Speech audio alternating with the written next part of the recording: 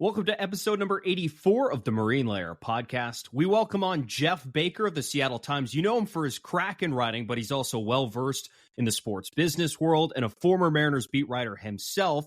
The timing worked out really well to chat about some RSN stuff and Root Sports with Geoff, so we're happy he was able to take some time to join us. We'll also take a look at a couple of players made available by the Twins, Max Kepler and Jorge Polanco, and see if they would fit with the M's. Here's your reminder before we start the show that if you're listening on our audio platforms, make sure to follow the show, download the episode, leave us a 5-star review. The reviews and the downloads always help us out. So wherever you get your audio podcasts, go and do that. Like, comment, subscribe on YouTube where we do the full video podcast. Go watch us over there and follow us on social media. We're on Instagram, TikTok, Twitter, YouTube Shorts at Marine Layer Pod. Let's get it rolling. And we welcome you to this episode of the Marine Layer podcast, part of the Just Baseball Podcast Network, recording here on Tuesday afternoon, December 19th. Note the date, Lyle, because I have a stat for you, a very specific stat. The offseason in Major League Baseball has been going on for exactly 49 days now. And your Seattle Mariners have acquired one external big league player to add on to their roster for next season. In a crucial offseason of additions, Lyle, it seems like we do this every week now, but 49 days in, there's been one player. Are you not entertained? I'm not. We keep pushing these episodes back farther and farther and recording later and later, all out of love, of course, but just so we have time to react to stuff. It has really been all for naught. We could have recorded all these episodes on Sunday, Lyle. We should start the count, honestly, moving forward with these episodes. So we're at 49 days. Let's just start the count every Wednesday and Friday episode. We're at 51 days. We're at 56 days. We're just going to keep going because we're waiting here. Should we set an over-under? Yeah. What do you want to set it at? I have a hard time seeing it go past 60. So 60 would be before the new year. So, man.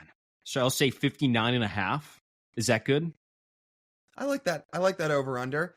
Now, what do some of the soon-to-be ex-Mariners feel about that? Because the other thing we were going to touch on before we really dove into the show was that Paul Sewald was on foul territory this week, and he talked about the golf trip he had with some of his old Mariners teammates over this offseason. And he's like, yeah, I was golfing with some guys, some of my former teammates, and soon to be some ex-Mariners. So he put that right on foul territory. He threw a very, very not so humble, or not humbles. That's not the right word.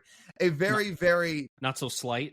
Yeah, not so slight piece of shade at the Mariners organization, which he has every right to do. You think he was sitting on that? It felt like he was trying to cook up something with that statement. I don't know, because that totally just came out of left field. They were kind of just asking, what have you done this offseason? It looked like, they asked, have you spent more time with the Mariners guys or the Diamondbacks guys? And yeah, that one was just right out of Paul Sewald's mouth, just kind of right out of nowhere. And it's like, well, I think he had some things to say. And I'll say this, the guys he's mentioning that he means soon to be ex-Mariners, I will say in that photo that Paul Sewald took golfing with some of the Mariners guys, there's still only 3 current Mariners in that photo. And it's Cal Raleigh, it's Matt Brash, and it's George Kirby. Think of what you will. Yeah, and those are 3 kind of important guys. This is what happens, though. You know what happens when you put together an uninspiring offseason and get a lot of people mad? That reaction triggers down to a lot of different places. And guess what? The words of your friends and your good friends are going to start to reign very loud in people's ears. So if Paul Sewald's saying certain things that may very well be justified to Matt Brash, to George Kirby, and to Cal Raleigh, like that might be very, very much between their ears right now about what happened to Sewald. I'm not going to spoil too much of our conversation with Geoff Baker, but with those words coming out of Paul Sewald's mouth, I don't think Geoff necessarily disagreed with that sentiment of what the future would look like. But we'll get into that a little bit more as we get closer. Paul, not totally out of left field. No, he wasn't. But then both our interview with Geoff and what Sewald said, it kind of contradicts this report that the Mariners are the most interested team in Jorge Soler, which is our last piece of housekeeping thing here. Because again, like what's the story been all off season? It's been that, well, they're not going to do anything and they're saving money because of all the Root Sports stuff. But there's all of a sudden this report out there saying they're very tied to Jorge Soler, which would be great, as we've talked about, but it doesn't really fit the narrative of what ownership has tried to push out this winter. We want to say we're in a results-based business, and that's where I think I'm going to stand on this. I'm going to wait to see a result of this, and I'm just going to tie this around. What does interested mean? Have they talked numbers? Have they talked years? Have they talked future commitments?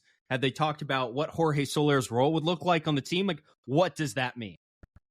If they're the most interested team, or along the lines of how that tweet was put out, it makes it sound like there's at least been some at least discussion, if not serious discussion. Now, again, it could be stretching the truth. Nobody knows except the sources what the level of interest is. You're right.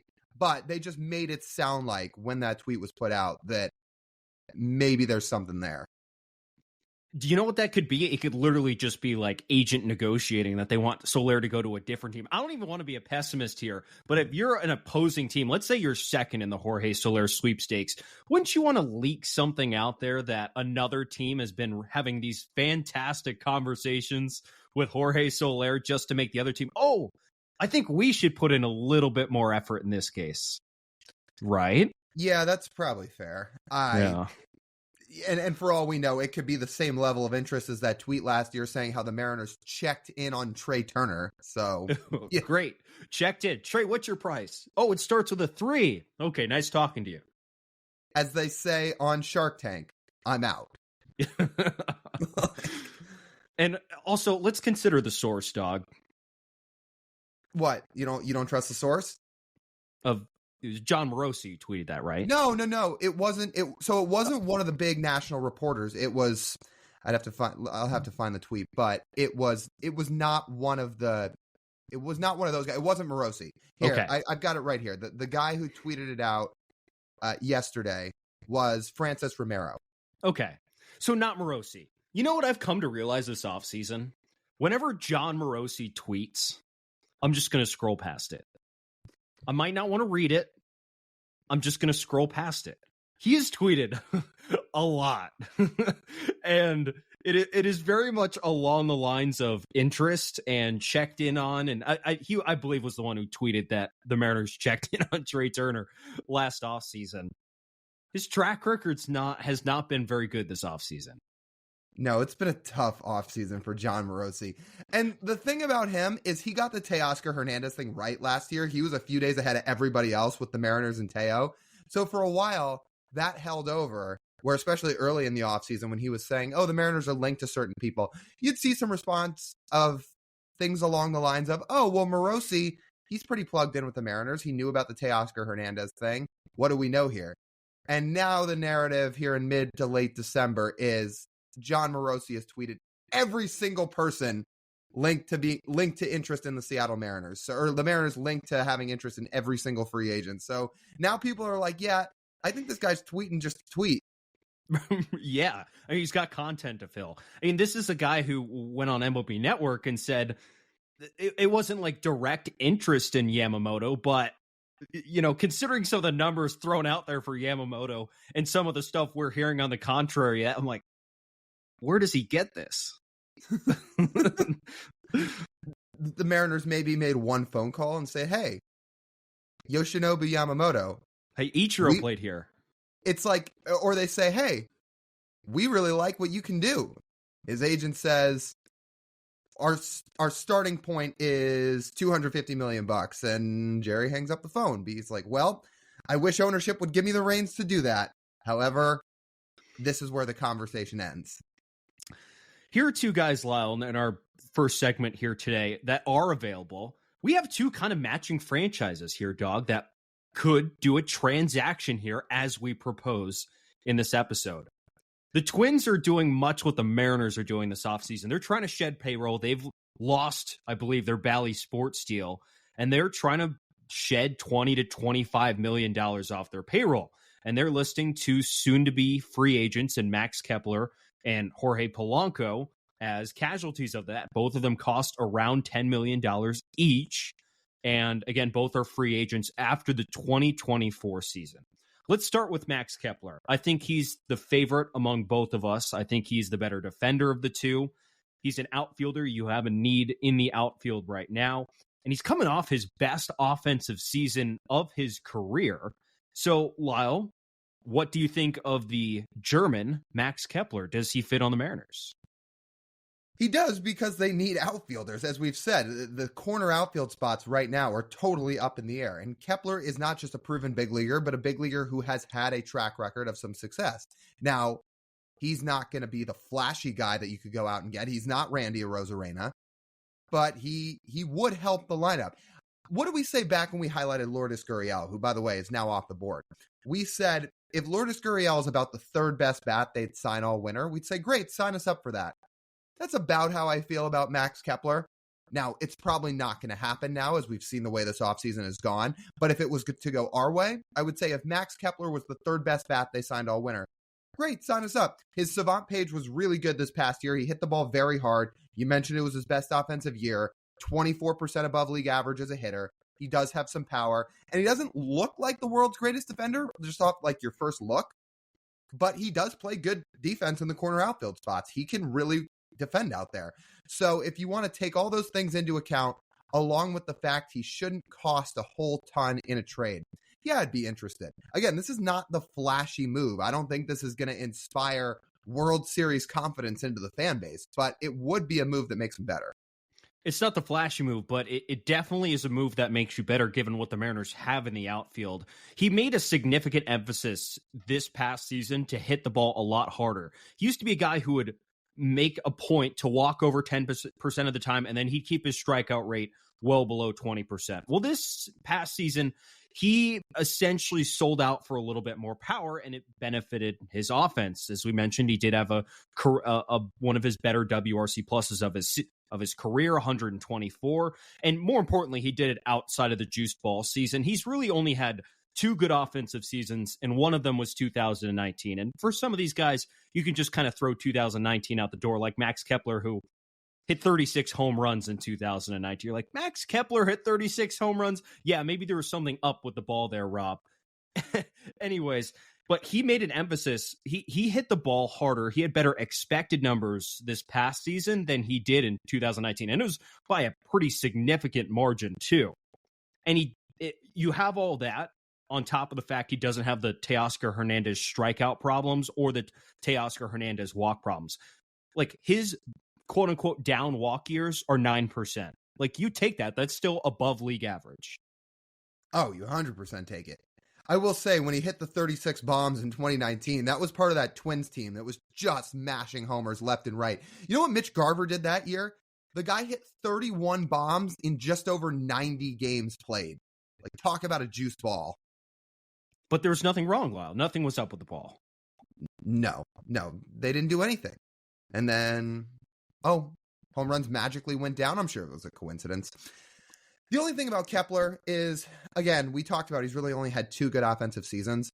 He had one other year where his WRC plus was just under 110, which is a fine year offensively. It's not the world's greatest season, but it's not, again, it was above average. But he also has some years where he's really struggled. And when we say struggled, his WRC plus sits in the 90 to 95-ish range, which is not great. That's not what the Mariners would be signing up for. However, we will say, if Max Kepler came to Seattle and put up a 95 WRC plus, it is a lot better than what AJ Pollock did. So in some ways, it's an upgrade. It's just the bar's not set very high when you're looking at it that way. And he's not going to cost that much. He really won't. He's plus 30 with 1 year of control. And the Mariners would not probably give him a contract beyond. I doubt it. I really doubt they would give him a contract beyond next season if they were going to trade for him. So the trade package would be appropriate for that. So there's really, like, if he gives you a 95 WRC plus, the capital you gave up for that really isn't that bad. What do you think they give up? Because it's certainly not one of the young arms. And by that, we mean Wu or Miller. Honestly, I don't even think it would cost Emerson Hancock because that's still a starting pitcher who's pitched in the big leagues with 6 years of control. I don't think that's what the Twins would get back for Max Kepler. I think you're getting some guys deeper into their pipeline out of the minor league system for him. Or maybe like a fringe big leaguer. Maybe, I don't know, Cade Marlowe. The Twins do need pitching because they lost Maeda and Sonny Gray in this offseason. So if they were going to stick to their guns in pitching, like you said, the Mariners are not going to offer big league pitching. They're going to offer pitching. I mean, they might just go way down in their minor league system and trade a lottery pick, like trade a lottery chip for if you're like, hey, you want upside? Here's some upside. Here's Cole Phillips. Have Cole Phillips if you want a true like, hey, he could work out for you really well in like 5 seasons. But the Mariners are not going to trade big league pitching for Max Kepler because I really just don't think Max Kepler's worth that much, as productive as he is as a hitter. And what's really odd about Max Kepler's profile is he's only worth about, in his peak seasons, about 2.5 wins, which when you're like, okay, so that must mean he's a bad defender. No, he's graded out plus actually in all three outfield spots. Well, he's got some holes in his offensive game. Well, when he clicks, not really. He doesn't really have issues there. If there's one place you could poke a hole in, he was a dog shit base runner this year. I mean, terrible. So in that case, I mean, you really wouldn't be that much change from Teoscar Hernandez. I was going to say, he'd fit right in with this whole team. There we go. They could all learn together. Yeah. I don't think this second guy would cost all that much in a trade package either. Before we get to that guy, let's hear a quick word from our friends over at Pagach's Pub 85. That's Pagach's Pub 85 in Kirkland. It's one of our favorite places to go to hang out with our friends, to eat some food, drink some great drinks, and watch the games. It's a great spot to go watch all the football games going on right now. We know December is winding down, meaning the NFL season's getting more and more juicy as every week goes on. We got the college football playoff coming up. We got bowl season coming up. You can sit, hang out at a great spot with your friends, watch the games there. And if you pick the key hours, you can get some really good deals on some drinks. What are they? It's Monday through Friday from 2 to 6 p.m. The happy hours over at Pagach's Pub 85. And it includes $3 domestic beers, $4 Manny's Blue Moons, $4 Mac and Jacks, $4 Wells, and $4 house wines. Try some of that. Any of those drinks you might desire. Try some of their great pizza. Go hang out with your friends over at Pagach's Pub 85 in Kirkland. Second guy, also a Minnesota Twin, Jorge Polanco, guy who would fit some infield needs for this team. Also 1 year left on his contract. How do you view him? Well, I view him, you're going to get a good amount of power with him if you do trade for him. He is going to be someone who brings thump into your infield. And I think that's probably where you got to set it at, because he's not going to come in and be an all-world defender in the infield. He's been a pretty poor defender for his career. But with 1 year of control at $10.5 million, if you're trying to dig into his offense and you can look past the strikeout trends a little bit from last season, I think he could be a true impact bat in this lineup. Is he my preferred of these two? Absolutely not. I told you at the beginning, 100% take Max Kepler over him. But his quality of contact is good. His exit velocities are fine, but he barrels the ball a lot and he lifts it a lot. He's made much more of an emphasis in the last couple of seasons to do that, as well as getting on base a whole lot more, which they could also use on that infield. That walk rate the last 2 seasons for Polanco has been very, very good. And the Mariners want to think that they would be getting Polanco on a little bit of a discount. He missed a lot of time last year with hamstring injuries and a knee injury that they think perhaps affected his season and in fact let his strikeout rate balloon up a little bit, which has actually been one of his strengths for his career. So the price would be very similar of Max Kepler for Jorge Polanco. You're buying probably a little bit more upside with Polanco and expecting that he will have a very good offensive season somewhere in the middle of your lineup, maybe not smack in the middle, but maybe in the back half of your lineup, and could be a very, very solid contributor for a not very high price. Yeah, maybe a guy out of the 6th spot, which you look at his strikeouts, if you really believe injuries played into that, and you take out 2023, where, okay, he struck out more than he has in his career, but it wasn't astronomical. He struck out about 25% of the time, which is a lot less than a lot of guys on this team were doing last year.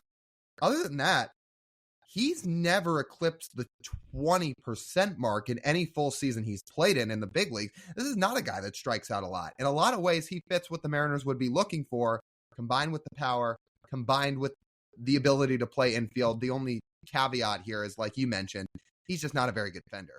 But there are things to like about Polanco, and if you need offense and a guy that's not going to strike out a ton, he could fit those needs. He's consistent 4 seasons in a row of a 118 WRC plus. There's not a guy on the Mariners roster who's done that. No, not at all. And like, again, he didn't have the greatest 2020, but what do we say? We throw that out the window for just about every guy. Other than that, most of his career, he has been pretty consistent at the plate, and consistency is something this team needs very badly on the offensive side of the ball. And yeah, he has some power. You don't find that many second basemen with real power. Like Jorge Polanco's had a year in his career where he popped 33 home runs. That's pretty good. So that was just a year ago too, in 22. So I would sign up for that guy. It would probably mean you swing Rojas over to third and you split time with Urias there. Instead of those two platooning at second base, you platoon at third, and then you have Polanco play second base. But there's a way to work that out and improve your offense if you were to be interested in Polanco. So I think they should be interested in both guys. I'm probably with you that I prefer Kepler, but my ears are open to either. And Kepler's got a clear spot now. Like, there are wide open spots for Kepler to play every single day in the outfield. Polanco's a guy you go for if you truly don't think Ryan Bliss should be playing in the big leagues this season. Flat out. They've talked quite a lot about how they are expecting Ryan Bliss to be a factor in this 2024 season at the big league level. But there's no spot for Ryan Bliss if you trade for Jorge Polanco, because Ryan Bliss does not play shortstop, not at the big league level, and he's not going to play third base at the big league level either. He's going to be a second baseman when he's in the big leagues. And Polanco's good defensive position is at second base. It's not at short and it's not at third. He's been a very subpar defender in his career on the left side of the infield, so you probably want to keep him on the right side. And that $10.5 million for Polanco, for that offense you're going to get, it's really not that much money, not for some of the numbers we've seen in this offseason. And Bliss might get up mid-season. I don't think he's going to be on the team opening day. I just don't. I think he struggled in Tacoma a little bit. I think he still needs some time to develop. But he could be up mid-season, and if that happens, you figure it out then. Because if he's truly ready, that's a good thing. But yes, I think you'd make this trade on the idea that Ryan Bliss is not going to start the year on the opening day roster, which is what I'd figure anyway. I think he'll spend some more time down in Tacoma before he gets up to the show. But hey, you want to throw out some optimism. Polanco's another guy with only 1 year left on his deal. Is it a 1 year stopgap for Munetaka Murakami? Or you want to push that narrative? Do you want to push it a little bit further? Do you want to listen to our Geoff Baker interview first? No, I don't, because after people listen to that, they're going to say, wow, what the hell are you talking about, Munetaka Murakami? They're not even going to give him a fraction of the money he's going to be looking for. Could we offer him Root Sports? He could be the sole owner. That sounds great. If he's big upside buy. Yeah. Hey, put it as a clause in his contract. They say, listen, if Murakami hits 40 plus bombs here at T-Mobile Park, you get full ownership stake in Root Sports. Again, there's escalators in the contract. Yeah, escalators in the contract, and think of it as a growing investment. It goes nowhere but up. Yes, I like that idea. They need somebody to sell Root Sports to, and they also seem to be unwilling to put talent on the field. What if you just combine the best of both worlds? You offer it to a player, and if he plays well, stake just goes up. Team plays better, everybody wins. I like your thinking, Lau. Let's fly over to Japan. We'll vlog the whole thing. We'll do some content for the podcast. We'll bring that to Murakami's people, and we'll see how the idea resonates. That sounds great. Listen, I don't know who else is going to be offering him ownership in a regional sports network deal or a TV deal. So listen, Murakami, you're not getting a better deal than that. So you might as well take it. And don't ask if we have the legal authority to dish out either the Mariners' money or Root Sports. Just don't ask that. Just trust us. I think you could trust us. Before we get to this interview with Geoff Baker, let's hear a word from BetterHelp. Is something interfering with your happiness or preventing you from achieving your goals? Regardless if you have a clinical mental health issue like depression or anxiety, or a human who lives in this world who's going through a hard time, therapy can give you the tools to approach your life in a very different way. And that's why I'm excited to tell you about today's sponsor, BetterHelp. BetterHelp's mission is to make therapy more affordable and more accessible. And this is an important mission because finding a therapist can be really hard, especially when you're limited to options in your area. BetterHelp is a platform that makes finding a therapist easier because it's online, it's remote, and by filling out a few questions, BetterHelp can match you with a professional therapist in as little as a few days. It's easy to sign up and get matched by a therapist with a therapist. There's a link in our description. It's betterhelp.com/marinelayerpod. That's betterhelp.com/marinelayerpod. Clicking that link helps support this podcast, but also gets you 10% off your first month of BetterHelp so you can connect with a therapist and see if it helps you. So if you're struggling, consider online therapy with BetterHelp. Click the link in the description or visit betterhelp.com/marinelayerpod. I'm glad that ad was placed there, because something I took away from this conversation with Geoff Baker is that after reading what Geoff has written about the Kraken and their television struggles, and what Ryan Divish and Adam Jude wrote about this week in the Seattle Times about the Mariners' ownership of Root Sports, Geoff echoed a very ominous dark cloud over the future of the finances of the franchise and over the future of Root Sports as well. There are some very damning things he said. So the reason we had Geoff on this week is because what has been the biggest story, unfortunately, of this Mariners offseason, it's the fact that their regional sports network is falling apart, and as a result, they're not spending money. Geoff seems to understand the intricacies of all this RSN stuff with Root Sports about as well as anybody in the market. Like, he's written some great stories on it. He seems to go in detail on it. So we said, look, let's have him on. And he gave some very detailed outlines of what this will look like going forward and what it means right now for the team. So he was very, very informative, and we learned a lot listening to him.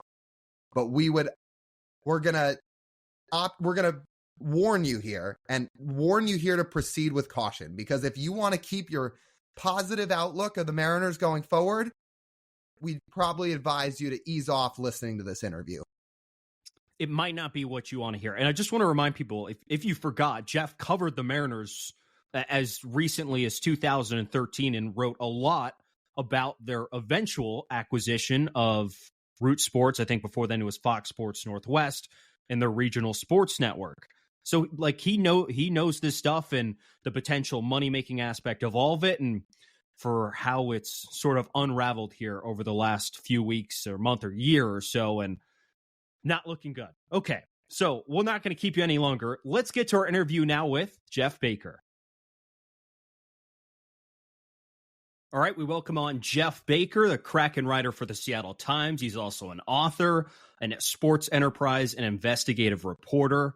Geoff, we appreciate you taking some time to hop on here with us today. Wanted to start out with one of your, towards the tail end of your beat writing career, covering the Mariners with the Seattle Times before shifting into more of your current role in investigative reporting and eventually writing about hockey as well, where we were going back and reading a story you did about the front office dysfunction for the Mariners back in 2013 with Eric Wedge and Jack Z.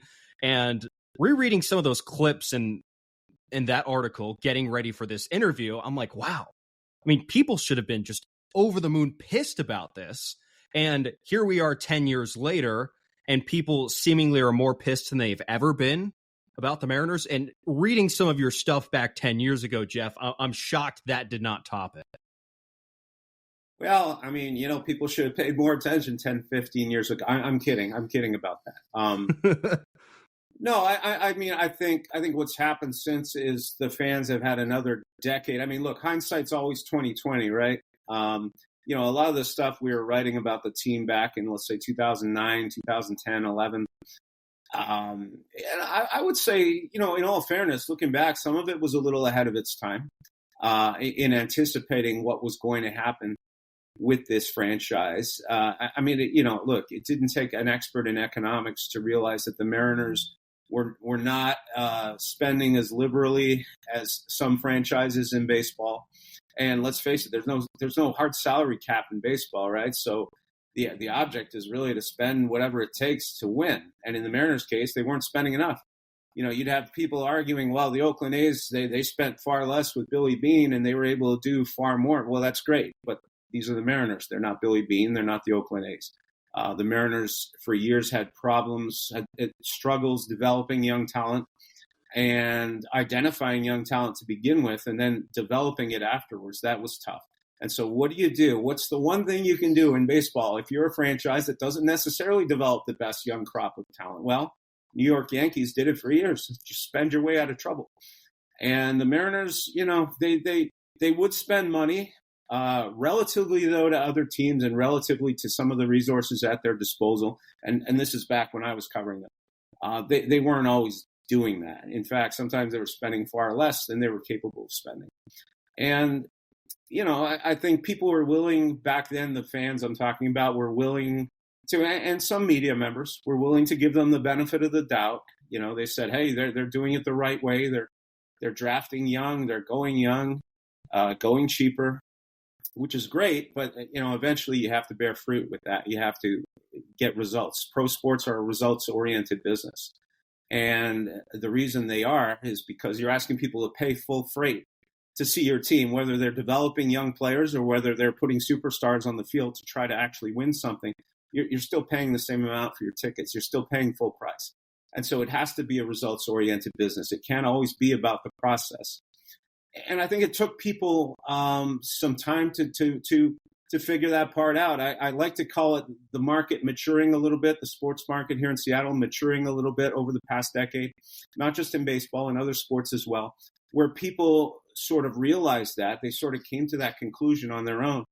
And they said, why aren't all other markets waiting 20, 30, 50 years to get major pro sports championships? They're not, in some cases.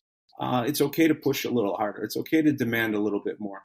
And I think we've seen that with the baseball team now, especially the baseball team over the last 10 years. I mean, now it's fashionable to call them out for not spending money.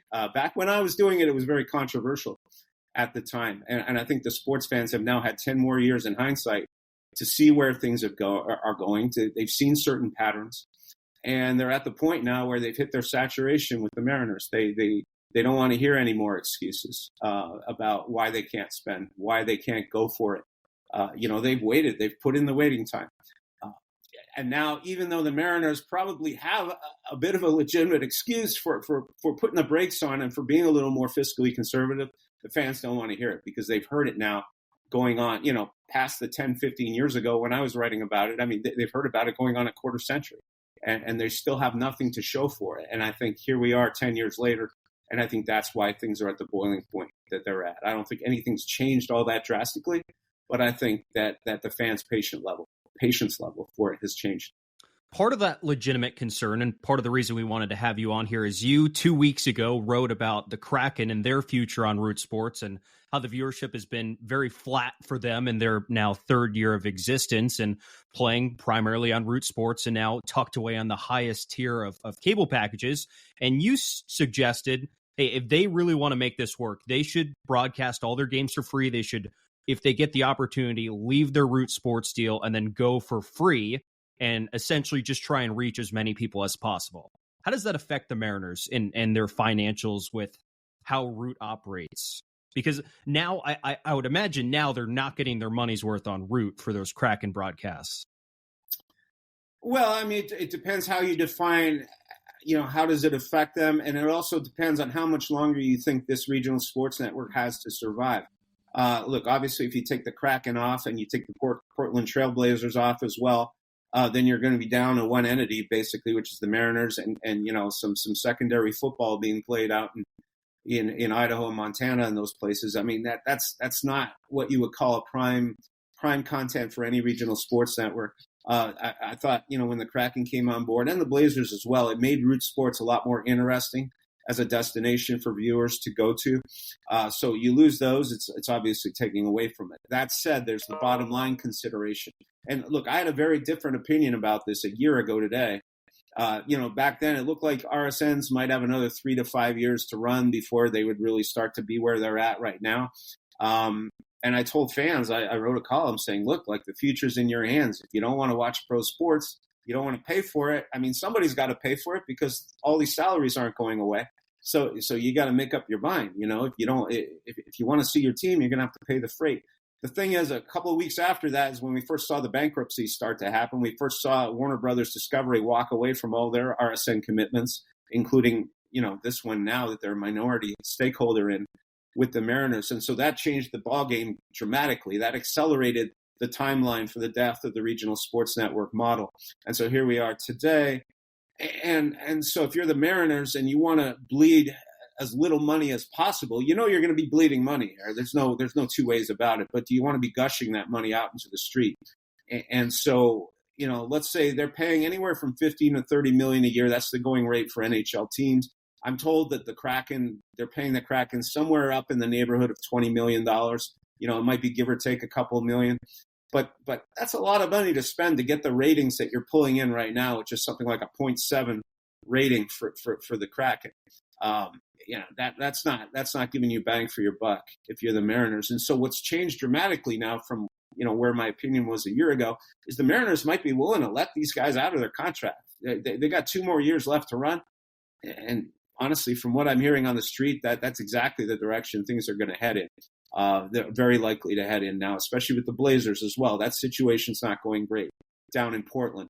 And so the Mariners, you're spending all this money to get ratings that aren't worth the money. Why would you keep these teams around for two more years in the Kraken's case when it's not going to get any better because Comcast just put them on the highest tier? So you're still going to be losing viewers. You're not going to be gaining that. What Comcast didn't tell the Mariners anything they didn't already know, and Xfinity hiked the prices to watch Reed Sports. The Mariners knew this was heading in this direction a year ago. That's why Shohei Ohtani was never going to the Mariners. Doesn't matter that the crowd was chanting for him at the All-Star game. That made for a nice little feel-good story. Made for some nice things to talk about, but it had no foundation in reality. He was never coming to Seattle. The Mariners knew this was going to happen with their network a year plus ago, and that they were going to be in this situation. They've been trying to figure out ways out of it. So the last thing you're going to do is go throw $500-700 million at a player for the next 10 years when you don't know what's happening with your big financial asset. And so that was off the table. And so here we are now. They know that what they learned in September with Comcast Xfinity was that any chance they had of growing those Kraken numbers through more popularity with the hockey team, through the playoff run last year, that's out the window because they're going to lose viewers in any case. And so you're at that situation now. If you're the Mariners, why would you want to keep the Kraken on your airwaves? And so the Kraken, that's a chance for them to get out and do this kind of thing, this free TV that other hockey teams have tried. The Vegas Golden Knights are doing it. The Arizona Coyotes are doing it, and both of them report a lot of success in their initial efforts. And then if you're the Kraken, it's not only about the money. You can try to break even on that $20 million, try to get it somewhere close to that a year in selling ads through your partners over the free airwaves. But the bigger thing is you're going to grow your viewers. You're going to grow your fan base, and the Kraken needs more fans. They need people who are going to be willing to come and pay for their tickets and fill their arenas and, attract bigger sponsorships for the team. And so now that's an option for them. A year ago, it wasn't an option because they still had 2.5 years to go on a 5-year deal. But if your RSN's willing to let you out of that deal, which, this is what I'm hearing on the street, that the Mariners are going to be very inclined, are going to be very persuaded to kind of look at that route going forward because, it's a lot of money to be spending for the ratings that they're pulling in. Is part of that reason because they also now don't want to foot the operational costs for 2 separate sports? I mean, that's possible. Look, I'm not sitting in on the Mariners ownership meetings with them. But, and this goes back to when they bought the RSN 10 years ago. I remember Chuck Armstrong telling me at one point, it goes, everybody thinks it's very easy to just flip a switch and build your own TV network. He goes, it's not. He said, we're not in the television business. If it was easy to run a network, you would be doing it, I would be doing it. We'd all be running networks and printing money. But, it took a lot of planning to do that. And so now here they are. That part of that planning was partnering with Warner Brothers Discovery, which used to be known as a bunch of other entities.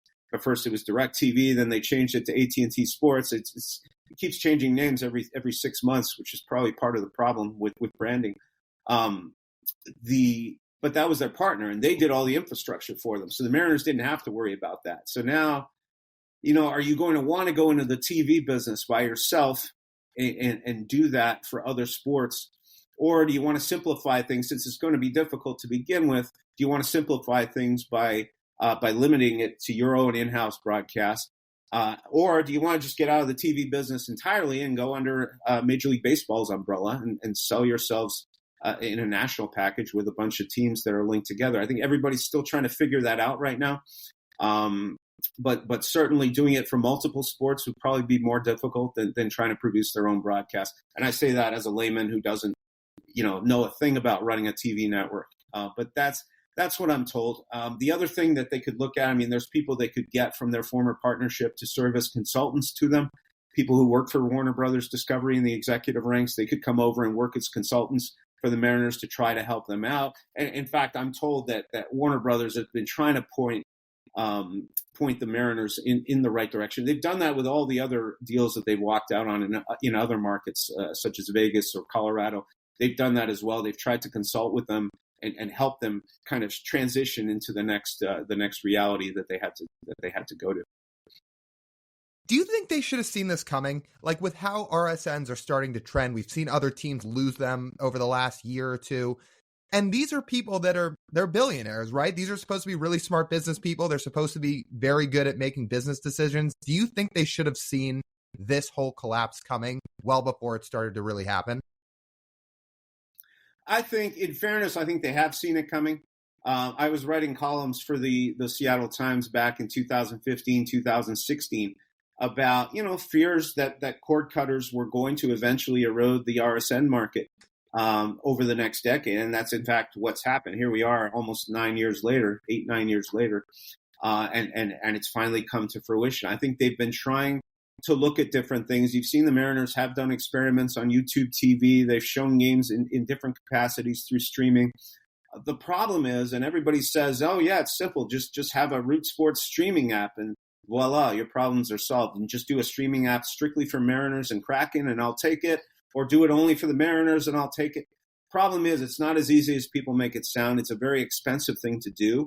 And there's no guarantee that there would be enough people in the Seattle market. And really, that's what you would need is the Seattle market to buy in, not the multi-state territory. You really would need the core of people in Seattle to really buy into this thing. There's no guarantee that would happen, especially not at the prices that they were looking at. And I think, they've done it to a limited extent, to a limitedly successful degree in Boston with the New England Sports Network. But that's a network that's had a longstanding sports tradition, longstanding followers, multiple successful teams on their docket. And I can't remember what they were charging. I think it was $20, $30 a month for a standalone app. And I know that the Mariners were looking at that at one point and running tests to see whether or not that thing could fly in the Seattle market.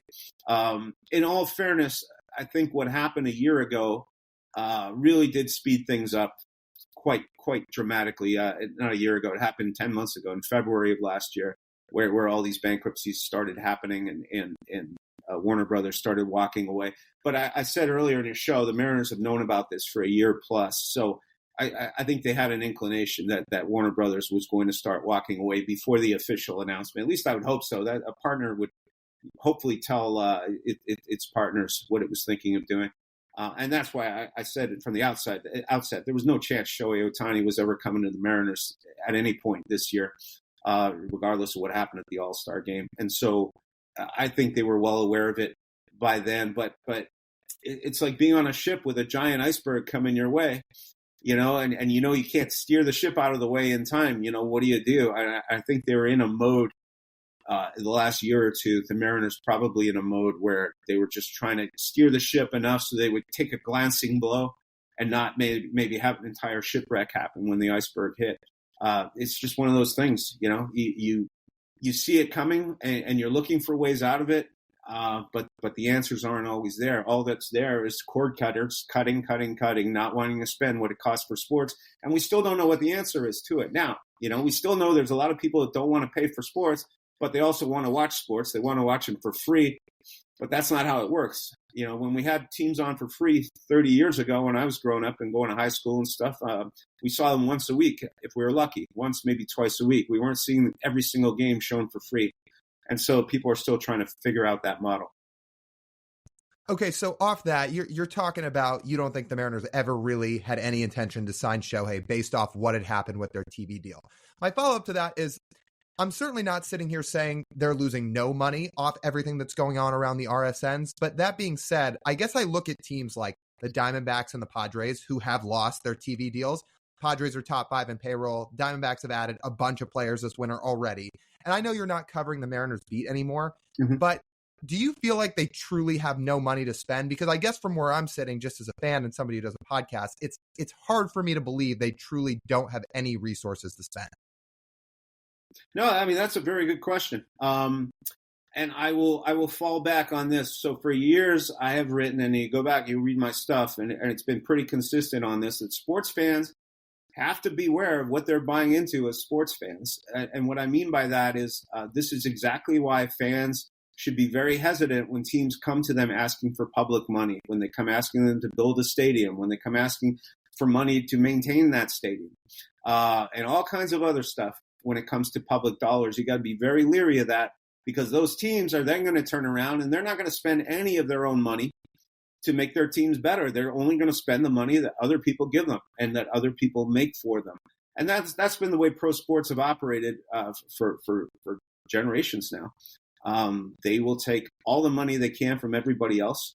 And privately behind the scenes, these teams will tell each other that that's why we became billionaires in the first place. We're not stupid. We're not going to reach into our own pockets and fund a team when the going's tough. We're going to get everybody else to do it. And so I'm not saying the Mariners have done that consistently, but look, they got a stadium that was 2/3 subsidized by taxpayers.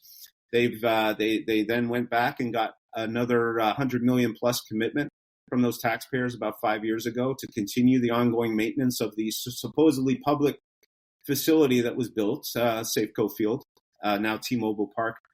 The problem is the Mariners have been the ones reaping the profitable gains from that ballpark since it was built.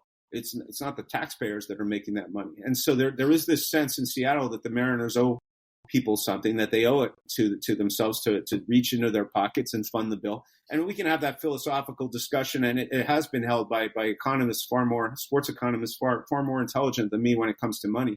But that's at the crux of these things. And so when we look at Seattle, and you've got Chris Hansen wanting to build an arena right next to the ballparks, and he wants $250 million in public bond funding to do it, my first reaction would be to tell people, well, we've got to look and see whether there's an alternative situation where we can commit fewer, public dollars than that. And they did. Lo and behold, they actually looked, and they found a hockey group that was willing to come in. The Oakview group came in, and they spent $1.15 billion of private money on it. So we're not on the hook. If the Kraken go belly up, something happened. I mean, taxpayers aren't on the hook for that. In the Mariners case, it's a much more public trust. And so there's people that believe that, yeah, John Stanton, and all his friends who put together are worth probably multiple billions of dollars, should be able to reach into their own pockets and fund some stuff when the going gets tough. But that's not how pro sports works. So as fans, you have to be very careful when you're considering big public investitures in pro sports, because this is the reality of the situation. Now, that said, if you're running a business, I mean, I've seen the valuation of Root Sports, by people, again, more intelligent than me, saying, I know that for the purposes of their sale a few years back to Stanton's group, I think it was valued at $170 million or something like that for the purposes of the sale. Now, that doesn't mean that that's what it's worth. I've heard people say it's worth $300 million. Some have said it's worth even $400 million based on a subscriber per subscriber rate. Now, that's gone down clearly because subscribers are logging off of RSNs like nobody's business. But I mean, even if it's a $200 million asset still, or a $100 million asset, that's a lot of money to just write off your books. And that's problematic, especially if that's the way you've been funding it. Now, do you want to have a cash call if you're the Mariners and go to all your other owners and say, hey, we told you folks you weren't going to have to reach into your own pockets, but now we need $5-10 million a piece from each of you for this year so that we can fund the shortfall in our TV revenue? I don't see that happening. That's just not the way pro sports work. And so fans are upset about that, obviously. Fans are getting a real education right now about professional sports. This ain't college, folks. This ain't high school. These are professional sports teams. Money is all that matters in professional sports. And so you might think this is how our team should operate. This is why are they doing this? Why didn't they sign Ohtani? Why are these? Because it's professional sports.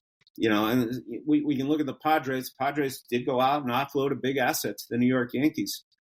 just last week because of their situation with their TV shortfalls.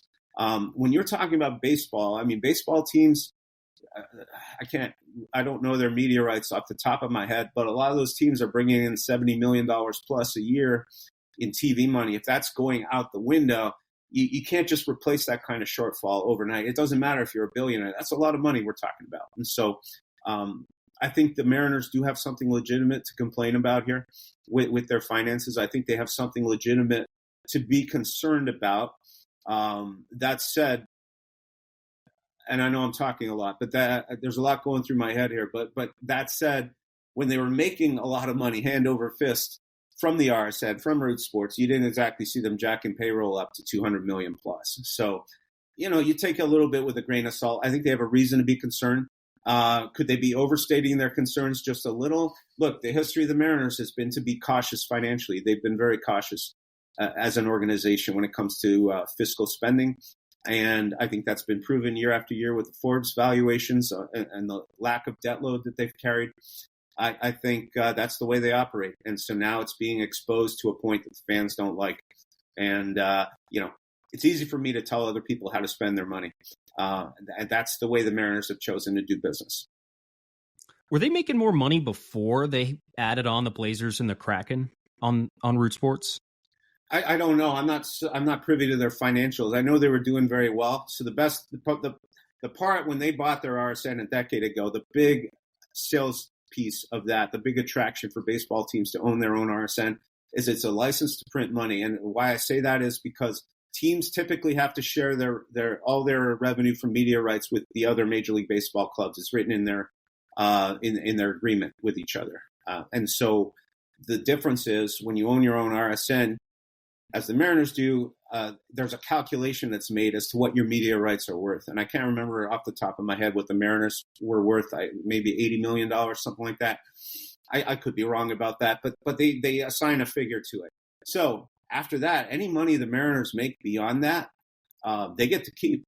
And they get to keep it because they just run it through their TV network. They say, no, this is all network revenue. It's all network generated. It's got nothing to do with our MLB media rights. And that's the way it works. The Yankees made hundreds of millions of extra dollars on that kind of stuff through the Yes Network. And so that's how good teams are able to stay good because spending is not an issue for them. And I said teams don't like to spend their own money; they like to spend other people's money. So as long as they're generating it through the network, they got lots of money.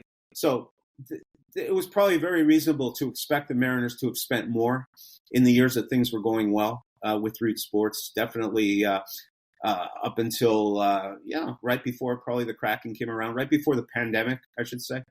And so the pandemic hurt a lot of sports teams because it knocked the content off the air, and so they have to absorb those losses as well when you're the Mariners. So I couldn't tell you whether they were making more. I would say they were probably making more than when the Kraken came on because the whole landscape around sports changed after the pandemic. So. I would say their heyday with the network probably would have been like 2013 through 2019 for the Mariners. But again, that's somebody that's not been privy to any of their private filings or discussions or anything like that. But I would say things were going pretty well because you did see them lift payroll incrementally throughout that time until they started going in their rebuilding phase. But they were spending for a while a little bit more, probably not as much as I would have liked or as some fans would have liked, but they were spending more. Could it be as simple as them in a year or 2 years just folding the network and liquidating it? Is it that simple? And do they get any extra money to spend out of that? I guess the answer would be who they would. I don't think they would sell it to anybody. I don't know who's in the market right now to buy an RSN because the model's collapsing. So if they fold it, if they don't have any. If they don't have any obligations to anybody, if they don't owe people money when they're folding it, if they don't have any long-term advertising that's committed to the platform, then I guess theoretically they could fold it and they'd be in a better place. The problem is they probably do have some deals that are longer term. Look, the big thing I would think to cost cut. I mean, if you were to get the Kraken off the air and you were to get the Blazers off your airwaves, that would probably save them a lot of money in the short term. As far as folding it up, how much that would cost, and whether they would make any money on that, I'm not in a position to say. As a layman, my first thought would be no, because you still have to show your games, right? You still have to make money for your games. So how are you going to make money off your games? Where's your TV revenue going to come from? Are you going to jump in with MLB into a broader venture? And how much is MLB going to pay you as opposed to what you could have made before? So, I don't know that there's a situation where they would really come out ahead in the short term. I would think if it is going to be better for them, it would be a very long-term prospect. I don't see this. If you're asking the question, I don't see the situation resolving itself in the next season or two to the point where all of a sudden they're going to have this influx of cash to spend on people. If they're not spending it now, I don't see it being a scenario where they're going to have the cash to spend in 2 years from now. But again, I'm not privy to all these things behind the scenes. This is just me making educated guesses based on what I've seen and based on how they've operated until now. Now, if I can just make another point, when I talk about hockey teams going and doing free broadcasts, it's a lot easier for hockey teams to do that. So if you're the Kraken and you're pulling in, I don't know, let's just say 20 million from Root Sports, can you get close to that through selling on TV? Maybe so. I'm told the Vegas Golden Knights had a TV deal worth about 14 million, 15, maybe just south of 15 million. Wasn't the greatest TV deal before Warner Brothers walked away. So that's not a huge amount of money compared to a baseball team. So yeah, you could throw your stuff for free on the air and probably get something close to that, or even make more than that. It's different with a baseball team. If you're talking about 100 million in media rights, you can't just replicate that overnight by putting your stuff on free TV. That's why this is a very difficult time if you're the Mariners, because you have to come up with some solutions. If you don't want to reach into the owner's pocket, which no sports owner really wants to do, you don't want to reach into your own pocket, your own bank account to start funding the operations of these things, then you got to figure out a way to make that media rights money back. And it's not like you can wave a magic wand and have that happen. And this is something sports fans have to come to grips with too. It's okay to brag about cord cutting and, oh yeah, I would never pay for this. It's so antiquated. They have to figure it out. Well, they're trying to figure it out, but you can't just, like I said, wave a magic wand and create 100 million a year in TV revenue. So, cord cutters have played a part in this. And I don't blame them. I'd want to get the cheapest deal I could get too, but getting that cheap deal and then expecting your baseball team to go out and spend, 500 million on a player for the next 10 years, that doesn't necessarily go hand in hand. And so, a lot of sports fans aren't going to want to hear that. So what I would suggest is, if you're going to save your money by cutting the cord and doing all that stuff that I would do as well, maybe don't brag about it so much, and then expect to yell at your sports team when they don't go and get your favorite player afterwards, because these are all real life problems. And it's not like they're incompatible with each other. They're all very compatible with each other, and one feeds off the next. So baseball has to find now its next revenue generator that's going to sustain them through the next 20 years, because the regional sports network thing, I think it's just about run. It's just about hit its apex, and it's pretty much going to go away. So based off that last part of your statement there, Geoff, the last question I have for you is, and maybe you'll just have to take your best guess at this, but how long do you think Root Sports has left? As long as the Mariners want to keep it going, I would say a year. I'm just throwing it out there. Sure. I mean, I've heard they could be done by the end of next year, and next year is coming up really fast. So I would say, and a year even seems too long. I would say through the next baseball season, maybe they want to, if they want to put the Mariners on the airwaves through their own in-house broadcast of Root, maybe minus the basketball team and minus the Kraken. I could see that happening, and then figure out a long-term solution while you're in the process of doing that. That's again, John Stanton, though, came out and said, he told our reporters, Ryan Divish and Adam Jude, last Friday when they wrote their story, he said that he's going to have an answer for some Root Sports staffers about staffing and about possible layoffs by mid-January. So that tells me they're on the cusp of making a major decision as to how they're going to proceed for the next baseball season. So I would think, they're probably wrestling with that question right now. How long do we want to keep this going? How much money is it worth to try to do our own in-house broadcast if we're only going to do it for a year or two? So we'll see. So you're asking my opinion. I'd say I'll give it a year. And then I think Root Sports might go away. Last thing from me, Geoff, when you were throwing out the 80 million a year for Major League Baseball media rights worth, is it, well, tell me if you've already mentioned this, but would that number not be a little inflated based on the fact that when these networks were at their peak and the teams are raking in all this cash off of it, like they're making money on sports fans, but they're also making money on every person who's not a sports fan and who's still paying for the network. And now everyone's realizing, well, I just don't have to pay for that network now. Why would I give them my money? Is it possible that number is just artificially inflated and that we're going to see a sharp market correction across baseball? Oh, yeah, it's very possible. And in fact, when I use the Mariners as an example, saying if you're the Mariners, you have to figure out where that money's going to come from. I'm in no way saying the Mariners are necessarily going to make $100 million or $80 million on media rights in the next year or two, or that they would have kept doing so. I think they were at very real risk of making $0 in a couple of years if they kept going with the status quo. And so, no, obviously, if readers are bailing left and right, I mean, there's only so much you can keep jacking up the rates. And in fact, when Comcast Xfinity did put them on their highest tier, the Mariners didn't get any more money for that. Root Sports didn't get paid any more money for that. And so, yeah, the viewers are going away, and that's it's not a good thing. So yeah, they were going to have to figure out a solution regardless, because yeah, I think those figures were going to be very inflated, a year or so down the road, where they basically probably bore no resemblance to reality after a while. So they were going to have to figure out a solution. But what I'm saying is, a couple of years back when they were making that kind of money, now they got to figure out, how they're going to replicate it, because I mean, they signed contracts, they signed players to deals based off of that. And we've been writing this for years, for a good 5 to 10 years, that there was going to be this crunch time. And now it's here, where teams all over sports are going to they're going to be going, oh my God, how are we going to ever afford to pay these $100 million players that we've racked up because we thought that this TV money was going to be flowing in, forever. No, forever is now here. It's done. And they're on finite borrowed time when it comes to this. So they're either going to have to reach into their own pockets, their own bank accounts, and keep funding it, or they're going to have to find another way for that money to keep rolling in.